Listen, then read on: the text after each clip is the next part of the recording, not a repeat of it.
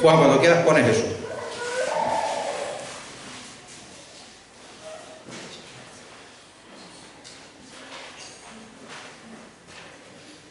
Ahí tenemos una ecuación matemática. Sencilla. Nivel primero o segundo de la ESO. Una ecuación en la que primero se resuelve el paréntesis, luego quitamos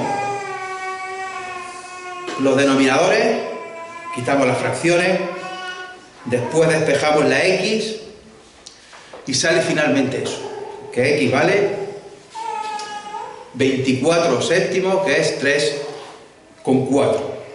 Hasta ahí todo bien. Pasa, Juan. Otra. Si no fuera porque estaba mal. Justo al principio de la resolución, justo al comienzo de empezar a operar, me he equivocado en un signo y eso provoca una reacción en cadena, produciendo que todo está mal. Todo lo que está a continuación, todo está mal. Y por supuesto el resultado final no es ese. En matemáticas cualquier fallo en una operación, por insignificante que sea, produce un fallo en cadena que hace que el resultado no coincida. En otras palabras, si te equivocas al principio en un signo, en un número, ya arrastras ese fallo hasta el final. Hace unas semanas terminamos de ver el discurso de Pedro allá en la explanada del templo. Ya puedes quitarlo, Juan.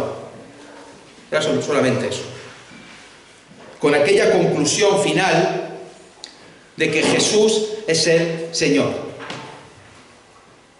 Los que oyeron aquello se compungieron de corazón y pidieron desesperados: varones hermanos, ¿qué haremos? Y Pedro les dice: arrepentíos y bautícese cada uno de vosotros en el nombre de Jesucristo para perdón de los pecados, y recibiréis el don del Espíritu Santo. El último domingo estudiamos Hechos, capítulo 2, versículos 39 al 41, por si lo queréis ir buscando. Hechos 2, 39 al 41. Unos versículos que no son los más conocidos, los más estudiados, los más leídos, los más explicados, si me permitís la expresión, porque por un lado está el precioso sermón de Pedro que acabamos de ver, y por otro lado está el versículo 42 que todos conocemos de memoria. Y ahí en medio estaban esos versículos del 39 al 41, en el que decía el versículo 39 que la promesa del Espíritu Santo es para ellos, para esos que se habían compungido, para esos que habían preguntado qué hacer, que se habían arrepentido. La promesa era para sus hijos, para su descendencia, era para todos cuantos estén lejos, y en definitiva, para cuantos el Señor llamare. Un verbo que tiene la connotación de llamar hacia sí. Dios llama hacia sí. Porque la salvación, veíamos, es de Jehová. Vimos también el versículo 40, en el que Pedro testificaba y exhortaba con otras muchas palabras, no con unas pocas, sino con muchas, diciendo: sed salvos de esta perversa generación. Una generación que estamos viendo que era perversa en tiempos de Oseas, como nos está enseñando Juanvi, una generación perversa en la época de Jesús, como estamos viendo con Juan Pablo en el Evangelio de Lucas, una generación perversa que hay ahora en nuestro país, en nuestro continente, y que lo vemos con nuestros propios ojos. Y terminamos con el 41, en el que se dice que los que recibieron su palabra, los que creyeron en el Evangelio, los que proclamaron que Jesús es el Señor, fueron bautizados. Y se añadieron aquel día como 3.000 personas. Y vimos lo que significa añadirse a la Iglesia, tanto a la Iglesia universal en el momento de la conversión, como añadirte a una iglesia local en el momento del bautismo. Y veíamos, y vuelvo a citar de forma muy resumida, qué implicaba o qué implica ser miembro de una iglesia local, qué implica añadirse a la iglesia universal y pertenecer a una iglesia local. Implica que te has convertido, que has creído en Jesús como Salvador y Señor de tu vida y te has bautizado. Implica predicar la palabra de Dios. Implica discipular a los recién convertidos. Implica disciplinar y amonestar. Implica ser disciplinado y ser amonestado. Implica asistir a las reuniones periódicamente y perseverar en lo que vamos a ver ahora. Implica obedecer a los ancianos. Implica ofrendar. Y por último, ser miembro de una iglesia implica cumplir los versículos en los que aparece la frase los unos a los otros. Amarnos los unos a los otros. Sobrellevar los unos las cargas de los otros. Perdonarnos unos a otros. Ser benignos unos a otros. Animarnos unos a otros. Edificarnos unos a otros. Orar unos por otros, etc. Hoy tenía pensado ver del versículo 42 al 47. Luego, cuando empecé a preparar, dije, oye, aquí hay mucha materia. Voy a hacer solamente el versículo 42. Pues es un versículo muy importante y hay muchos aspectos que analizar. Y al final, pues he acabado preparándome solo la primera frase del versículo 42, por la gran importancia que tiene. Así que vamos a leer Hechos 2:42, si bien vamos a solamente a ver en esta mañana la primera frase, la primera parte del versículo.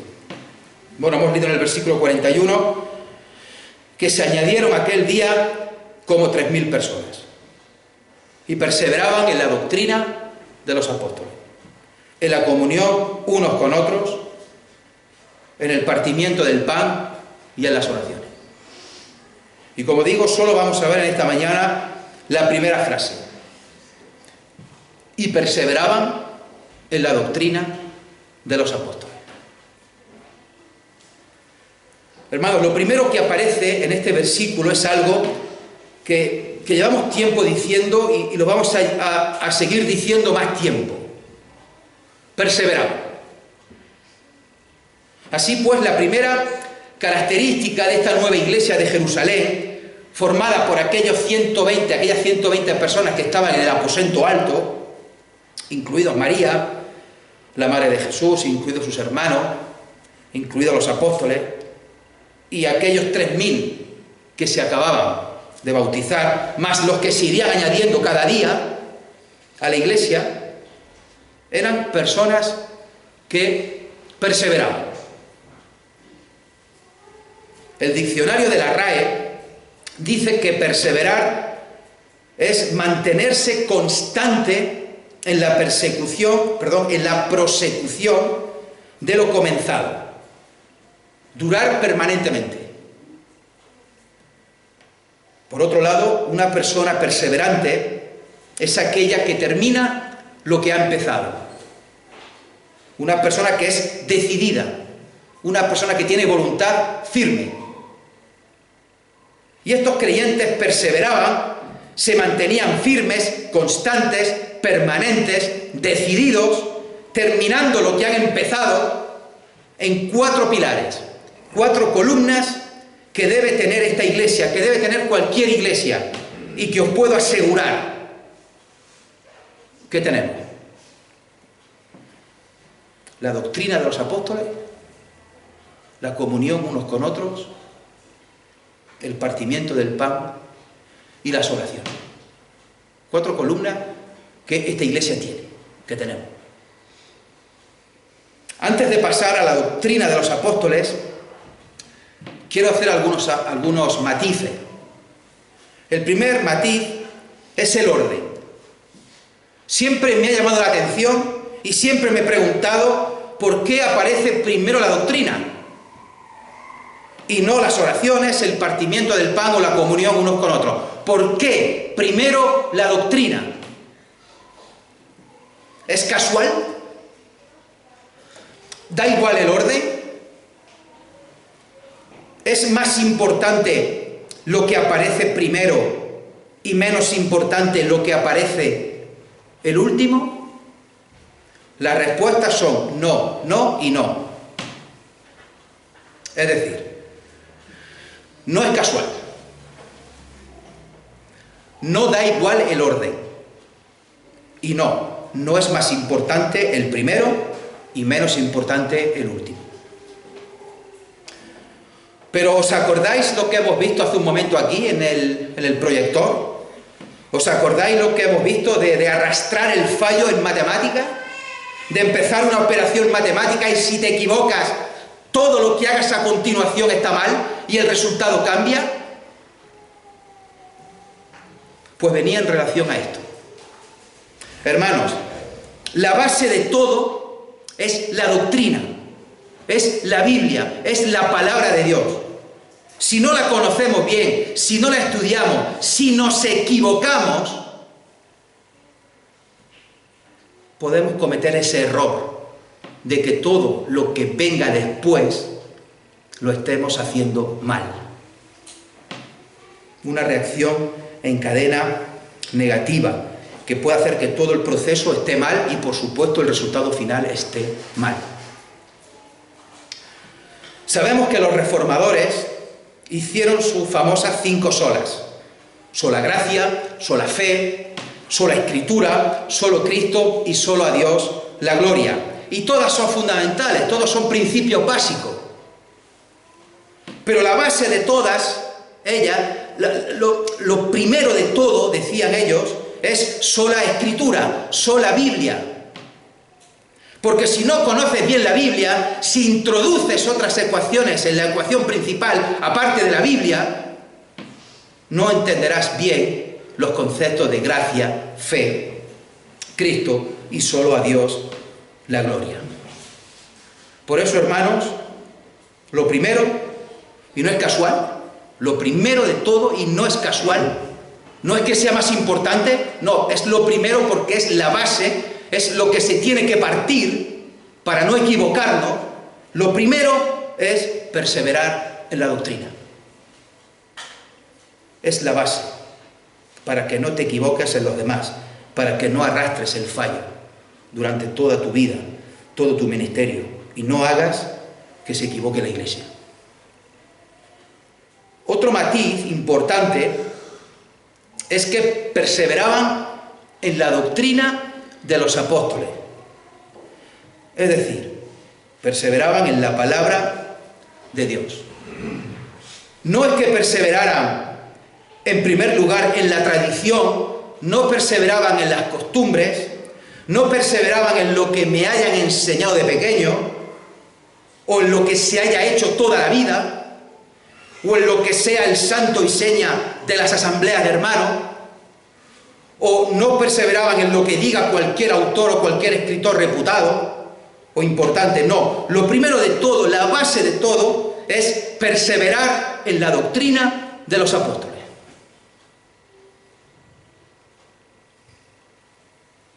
La Biblia es lo más importante de todo. El tercer matiz es que el trabajo principal de los apóstoles era enseñar la palabra de Dios. Era la función principal de los apóstoles, enseñar la palabra de Dios, siguiendo no su propia voluntad, no su propia intuición, sino que seguían el mandato de Jesús en la gran comisión de Mateo 28, enseñándoles que guarden todas las cosas que os he mandado. Enseñándoles que guarden todas las cosas que os he mandado. Por eso, hermanos, veremos más adelante, en el versículo 46 de Hechos 2, que se reunían cada día en el templo y de nuevo aparece la palabra perseveraban. Perseverando unánimes. ¿Y para qué creéis que se reunían cada día en el templo? ¿A perseverar unánimes en qué? Pues para escuchar la enseñanza de los apóstoles. No había entonces Biblia escrita como tenemos nosotros, no había aún ninguna carta escrita, no había ningún evangelio escrito, así que todo constaba de la enseñanza oral de los apóstoles, cada día en el templo. Y los que enseñaban allí eran aquellos que habían estado con Jesús durante su ministerio en la tierra. Eran los más preparados, los más capacitados. Allí no enseñaba cualquiera. No enseñaba el escriba piadoso que se acababa de convertir, pero que era todo un experto de la ley. Ni siquiera se menciona que enseñaran algunos de los 120 que estaban allí con Jesús desde el principio y recibieron el Espíritu Santo. Tampoco se dice que enseñaran de primeras los hermanos de Jesús o la propia madre. No, enseñaban los apóstoles, porque eran los más capacitados, los más preparados, porque habían estado con Jesús. Y Jesús les había dejado encargado a ellos en primer lugar, enseñándoles que guarden todas las cosas que os he mandado. El apóstol Pablo escribiría poco después, en 2 de Timoteo 2:2. Lo que has oído de mí ante muchos testigos, esto encarga a hombres fieles que sean idóneos para enseñar también a otros. Lo que has oído de mí ante muchos testigos, esto encarga a hombres fieles que sean idóneos para enseñar también a otros. Hombres fieles que sean idóneos.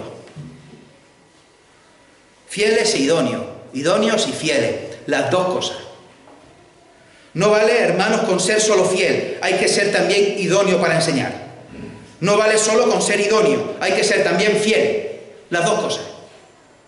Y esto es algo que se ha ido transmitiendo de generación en generación. ¿Para qué? Para enseñar también a otros.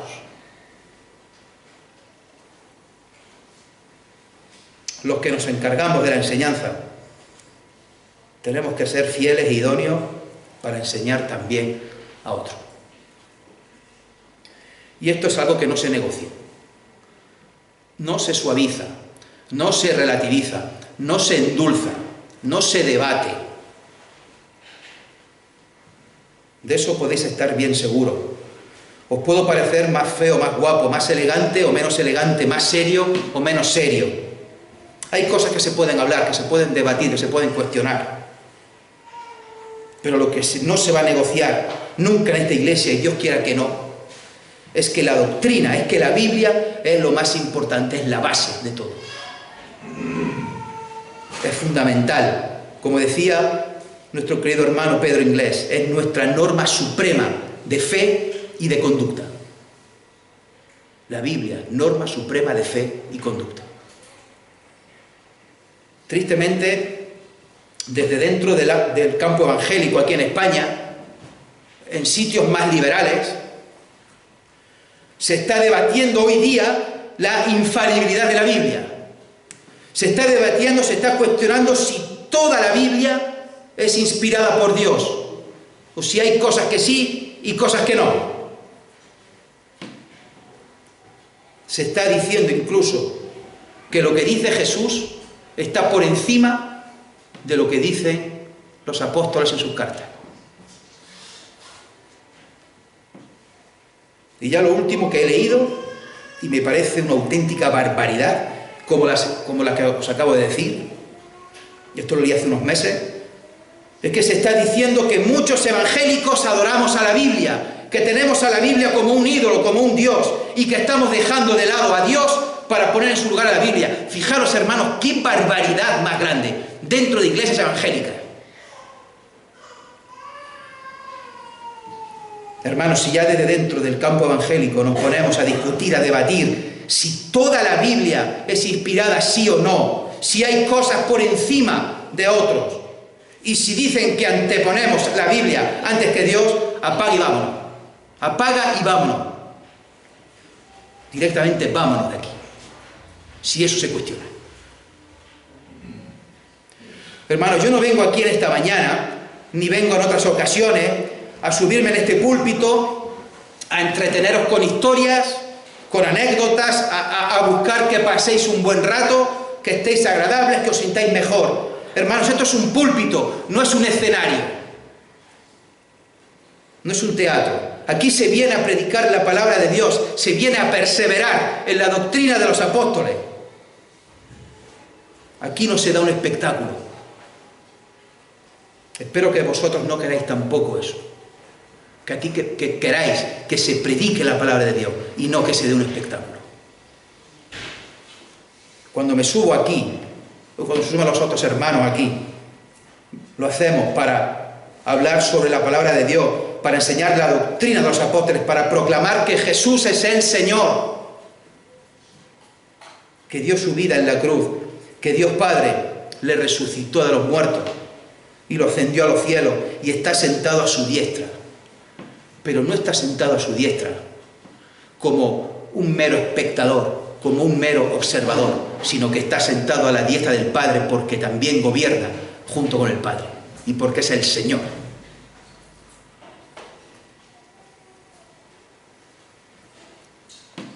Spurgeon, hace 200 años, dijo, hace ya 200 años, el famoso predicador, dice, llegará un día en que en lugar de un pastor alimentando ovejas habrá payasos entreteniendo cabras.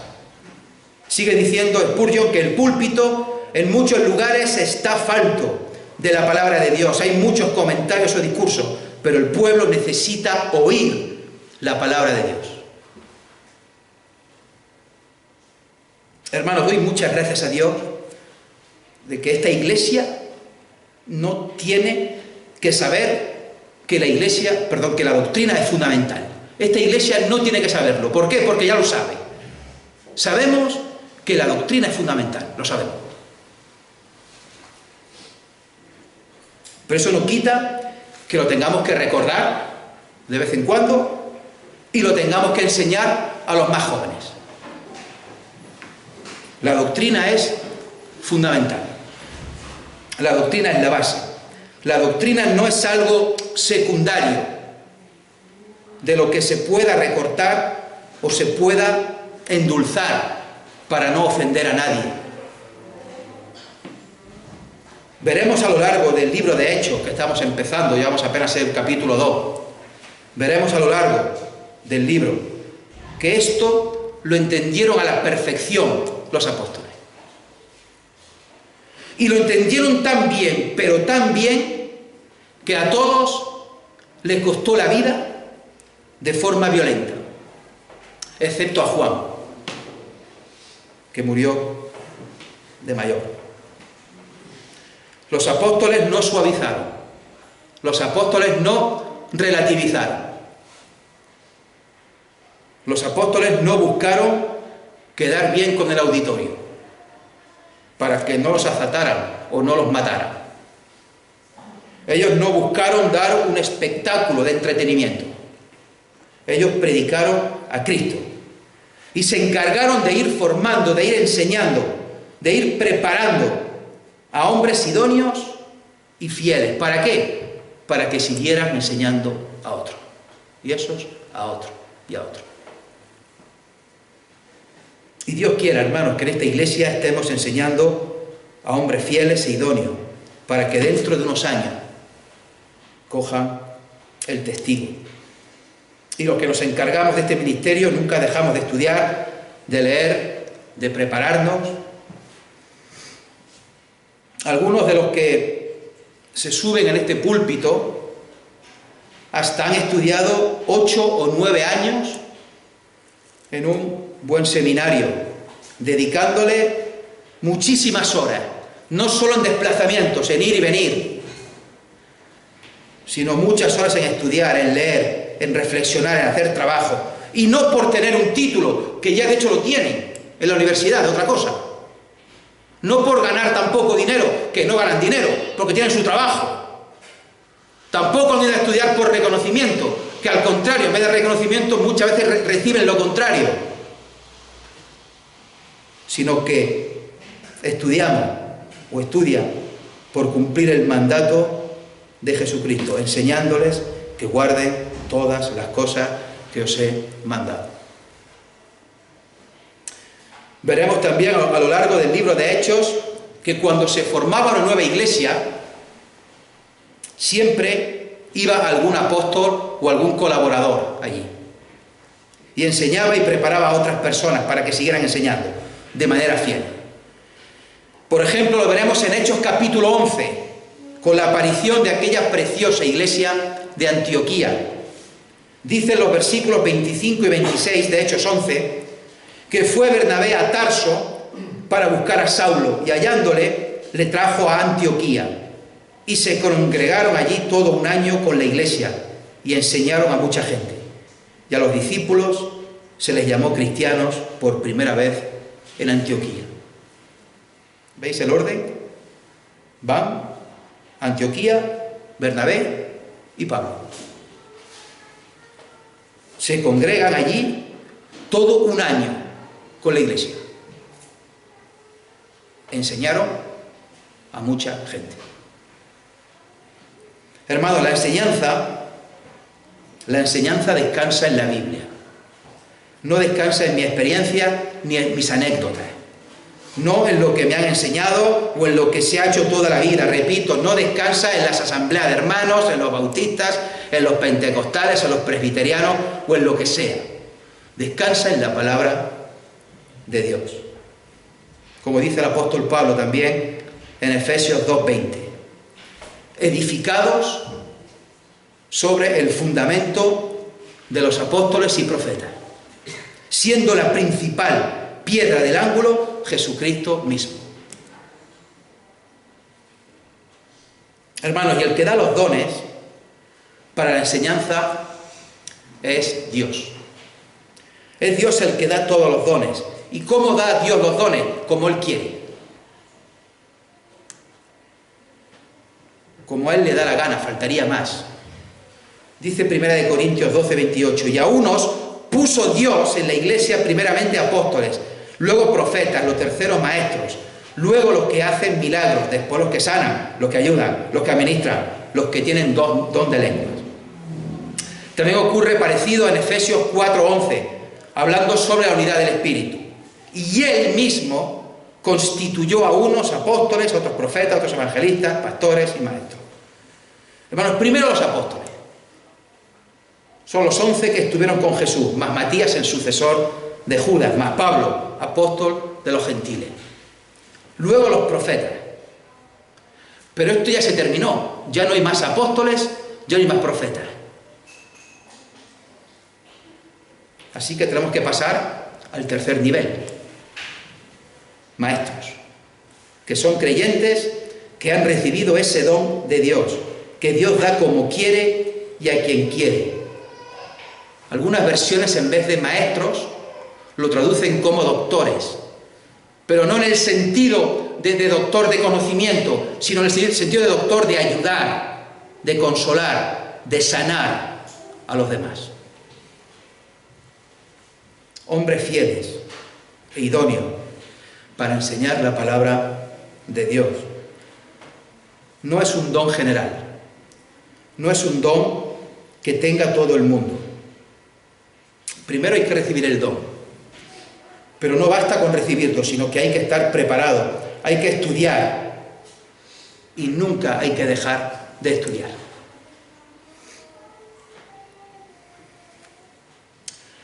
De hecho, Pablo, ya cercano a morir, ya cercano a la muerte, estando en aquella última encarcelación, le pide a Timoteo que la próxima vez que venga a visitarlo le traiga dos cosas.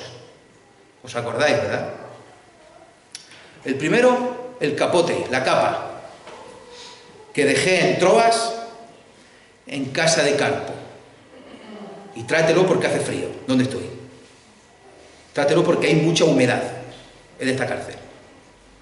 Y lo segundo que le pide Pablo a Timoteo, tráete los libros, mayormente los pergaminos. ¿Para qué? Pues para seguir estudiando la palabra de Dios, para seguir enviando cartas a los hermanos, aún estando cercano el día de su muerte. Tráete el capote, tráete los libros.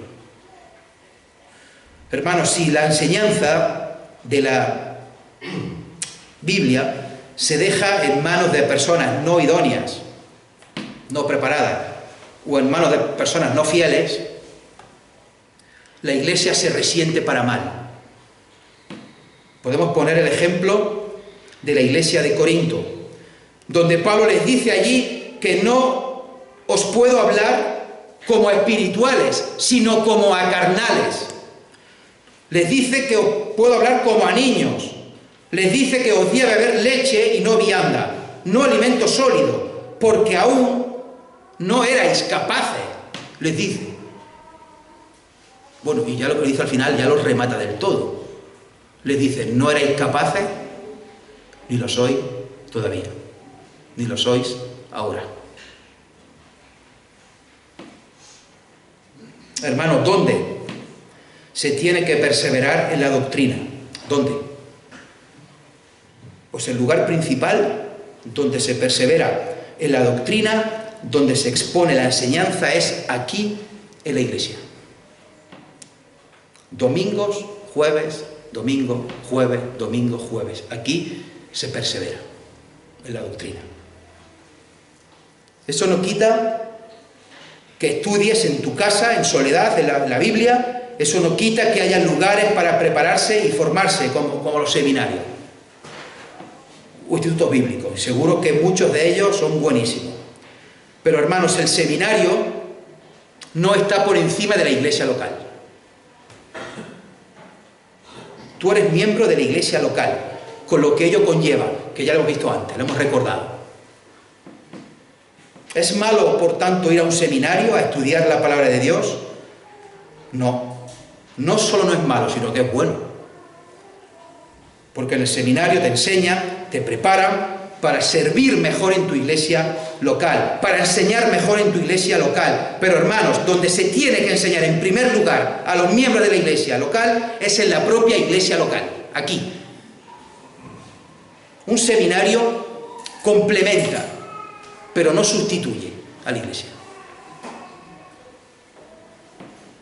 Sigue diciendo Efesios 4:12, que hemos leído antes, que constituyó a unos apóstoles, a otros profetas, a otros evangelistas, a otros pastores y maestros. Y sigue diciendo que a fin de perfeccionar a los santos para la obra del ministerio, para la edificación del cuerpo de Cristo. Y dice después el versículo 14, para que ya no seamos niños fluctuantes, llevados por doquiera de todo viento de doctrina, por estratagema de hombres que para engañar emplean con astucia las artimañas del error, sino que siguiendo la verdad en amor, crezcamos en todo en aquel que es la cabeza, esto es Cristo, de quien todo el cuerpo, bien concertado y unido entre sí por todas las coyunturas que se ayudan mutuamente, según la actividad propia de cada miembro, recibe su crecimiento para ir edificándose en amor. Hermanos, ¿habéis visto de nuevo el proceso que aquí se usa en Efesios? Que el apóstol Pablo utiliza aquí en Efesios 4. Maestros, ¿para qué? Para perfeccionar a los santos, para la edificación, para que no seamos niños fluctuantes, para que crezcamos en todo, para ir edificando en amor. Hermanos, si se persevera en la doctrina de los apóstoles, uno se perfecciona, la iglesia se edifica, los miembros dejan de ser niños fluctuantes. Todos crecemos en todo y la iglesia se edifica en amor. Conforme creces, doctrinalmente hablando, conforme te vas edificando en la palabra de Dios, más lo vas a hacer en amor. Y por tanto, menos en diferencias, en discrepancias, en insultos y en discusiones. Es una progresión. Puedes llevar 40 años en el Evangelio y seguir siendo un niño fluctuante, un inmaduro, un infantil espiritual, si estás continuamente buscando la división, la contienda, la discrepancia. El creyente maduro busca ser cada día más como Cristo. ¿Y cómo se hace eso? Viendo, leyendo y estudiando la palabra de Dios, siempre creciendo espiritualmente. No puede uno quedarse estancado, siempre creciendo, siempre aplicando lo aprendido, siempre dándole la gloria a Dios, siempre proclamando que Jesús es el Señor. Por eso lo primero, la base es perseverar en la doctrina de los apóstoles. Si no se hace eso bien, todo lo demás está equivocado. Hermanos, perseverar en la doctrina, perseverar en la iglesia, no solamente los que enseñamos. No tenemos que perseverar en la doctrina los que nos subimos aquí al púlpito, hay que perseverar todos. De hecho, se está refiriendo a los 3.000 que se acaban de convertir, más los 120 perseveraban en la doctrina de los apóstoles. La gente, la iglesia.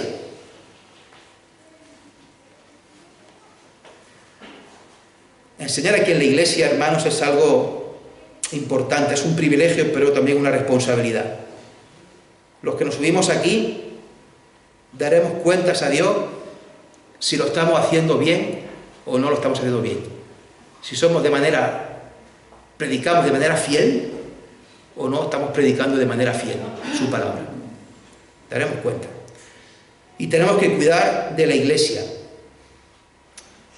Pero, hermanos, también es obligación vuestra perseverar en la doctrina, en primer lugar. Luego aquí se subirán los más fieles e idóneos. Una persona no preparada, una persona no idónea, una persona que no sea fiel, se puede limitar a subir aquí y decir un montón de versículos sueltos, sacados de contexto, forzados, y que digan lo que yo quiero que diga, y lo meto con calzador. Es importante estudiar la palabra de Dios, importante la hermenéutica, la exégesis, imprescindible analizar las palabras en su lenguaje original. Yo no tengo ni idea de griego o hebreo, no tengo ni idea. Y a estas alturas tengo poca intención de aprenderlo.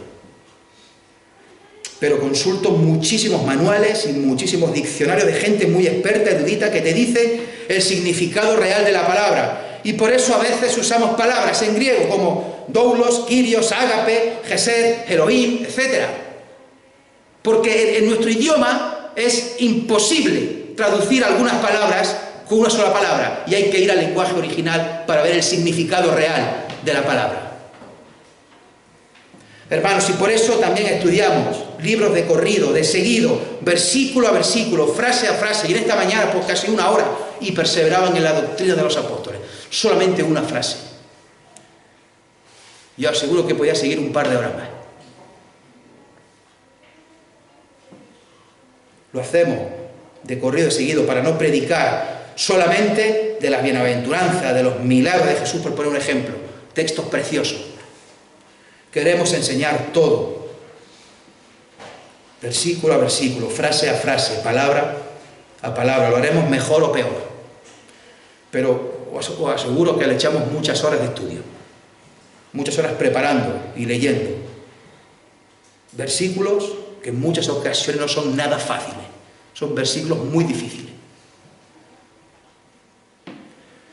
Mirad el cuadro que tenemos aquí. Ya más de una vez lo he dicho.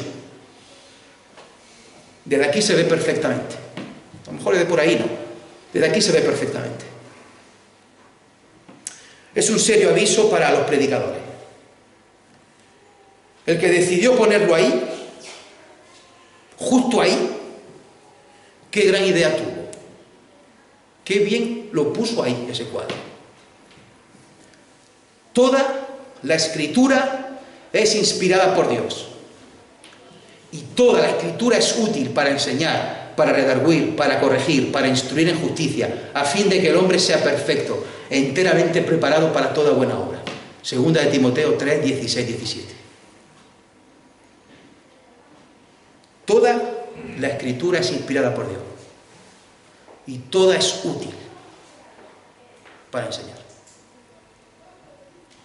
Por tanto, si dejo o dejamos de estudiar un pasaje porque no me gusta, porque puede ofender, porque puede molestar, estoy en primer lugar desobedeciendo a Dios y en segundo lugar estoy debilitando a la iglesia. Y prefiero, y entendedme esto que voy a decir, hermanos, prefiero 1000 veces ofenderos a alguno de vosotros, si me permitís la expresión, prefiero 1000 veces ofenderos a alguno de vosotros antes que no cumplir la voluntad de Dios y debilitar a la Iglesia. Ya vamos terminando, y a modo de conclusión, hermano, qué difícil es perseverar.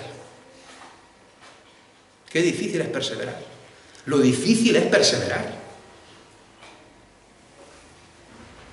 Pero si queremos seguir el ejemplo de la Iglesia primitiva, y si queremos seguir el ejemplo, queremos seguir la voluntad de Dios, tenemos que perseverar. Y en primer lugar, perseverar en la doctrina de los apóstoles.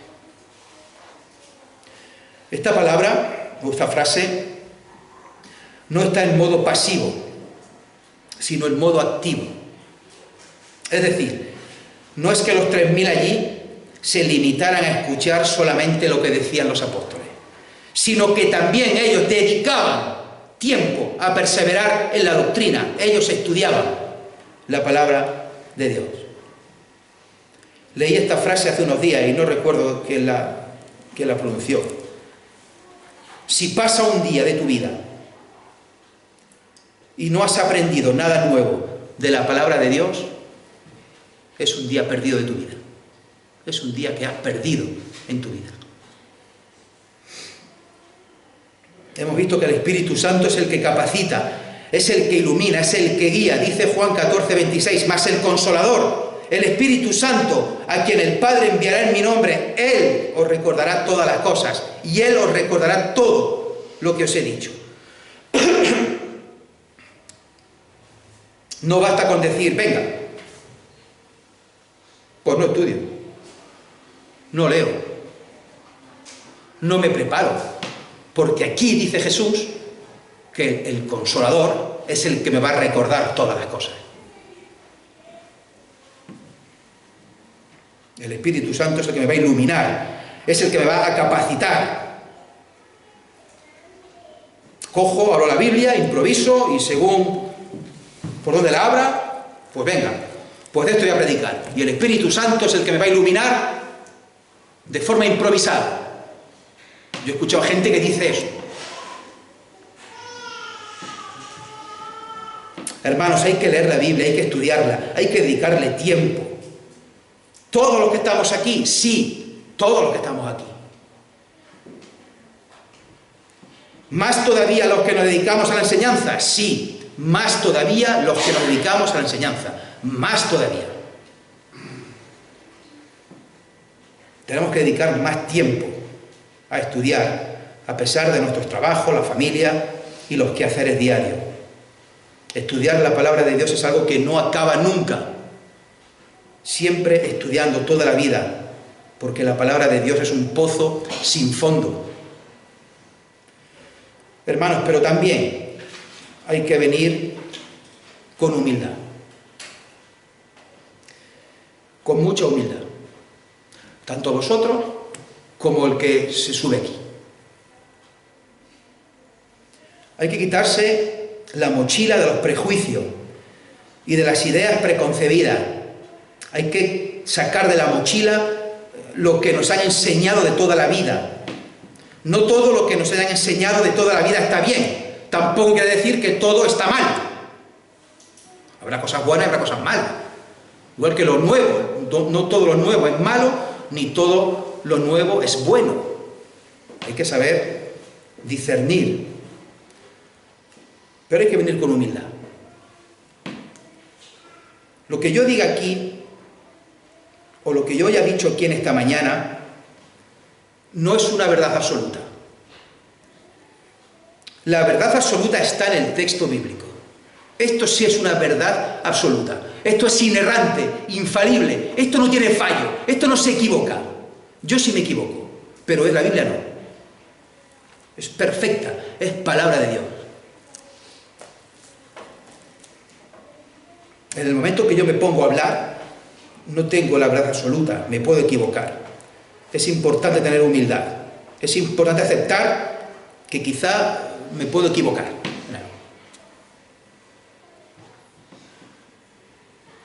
Yo aquí no vengo, hermanos, a que me den palmaditas en la espalda, ni vengo a que me den un aplauso, porque lo que yo pueda decir estéis todos de acuerdo y os parezca todo bien. Yo vengo a explicar y vengo a proclamar la palabra de Dios, con humildad. Yo vengo aquí a coger el texto, el versículo, la frase en este caso concreto, y explicarla y decir, ¿qué quiere Dios decir en esta frase? ¿Qué quiere Dios decir? Que aquellos perseveraban en la doctrina de los apóstoles. Hermanos, el próximo día, si Dios quiere, veremos el resto de columnas en las que perseveraban. Pero primero hay que tener esto claro. Perseverar en la doctrina es lo primero. No porque sea más importante, no porque esté por encima de lo demás, sino porque es la base. Para no arrastrar el error y hacer mal lo demás, como veíamos en la ecuación del principio, que con un fallo en el signo, nada más comenzar, todo lo demás estaba mal. Es importante que haya hombres fieles e idóneos en la iglesia que enseñen a los demás. Pero claro, para enseñar a los demás, primero hay que aprender, hay que prepararse, hay que perseverar en la doctrina de los apóstoles. Que el Señor nos bendiga. Amén. Señor y Padre, te damos gracias por este día, gracias por tu cuidado, por tu amor, por tu misericordia. Gracias, Padre, por tu palabra, porque es nuestra norma suprema de fe y conducta. Y queremos, Señor, tener esto claro, que es la base de todo. Queremos, Señor, ser personas que tengan conocimiento de ti, conocimiento de tu palabra, que podamos, Señor, meditar en ella cada día, como aquel varón del Salmo. Señor, que nos podamos deleitar en tu palabra, que podamos meditar en ella, que vamos a seguir creciendo. Señor, igual que aquella iglesia, de aquellas personas recién convertidas, Señor, que podamos perseverar en la doctrina, en primer lugar, porque es la base de todo. Señor, sabemos que lo hacemos. Yo sé, Señor, que esta iglesia persevera en la doctrina a lo largo de muchísimos años, porque así se nos han ido enseñando los que nos han ido precediendo. Y queremos, Señor, que esta base, esta columna, este pilar siga en esta iglesia. Y queremos, Señor, seguir enseñando a otros que sean fieles y sean idóneos, para que a su vez esos otros puedan seguir enseñando a otros. Y tu palabra, Señor, pues pueda seguir proclamándose en esta iglesia, en esta ciudad. Nos acordamos esta mañana, Señor, de los hermanos que no puedan estar con nosotros, especialmente de los que están enfermos. Señor, que tú cuides de Juan y que se mejore si es tu voluntad. Señor, que nos ayudes a todos en este día y que nos ayudes a todos en esta semana que comienza, Señor, y que en mitad de nuestros quehaceres, nuestro trabajo, nuestra rutina, nuestros trabajos, nuestros estudios, Señor, pues que podamos seguir perseverando y siendo constantes en la doctrina de los apóstoles. Gracias por todo, en el nombre de Jesús. Amén.